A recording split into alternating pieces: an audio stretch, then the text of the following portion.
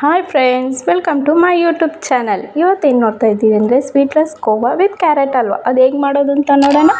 ಒಂದು ಬಾಣಲಿನಲ್ಲಿ ತುಪ್ಪ ಹಾಕ್ಕೊಂಡು ಗೋಡಂಬಿ ದ್ರಾಕ್ಷಿ ಎರಡೂ ಹಾಕಿ ಹುರಿದು ಎತ್ತಿ ಸೈಡ್ಗೆ ಇಟ್ಕೋಬೇಕು. ಅದೇ ತುಪ್ಪದಲ್ಲಿ 1 ಕಪ್ ಕ್ಯಾರೆಟ್ ಹಾಕಿ ಕೆಂದು ಬಣ್ಣ ಬರೋವರೆಗೂ ಹುರ್ಕೊಂಡು ಅದರಲ್ಲೇ 2 ಕಪ್ ಹಾಲು ಹಾಕಿ ಚೆನ್ನಾಗಿ ಸುಂಡೋವರೆಗೂ ಬೇಯಿಸ್ಕೋಬೇಕು.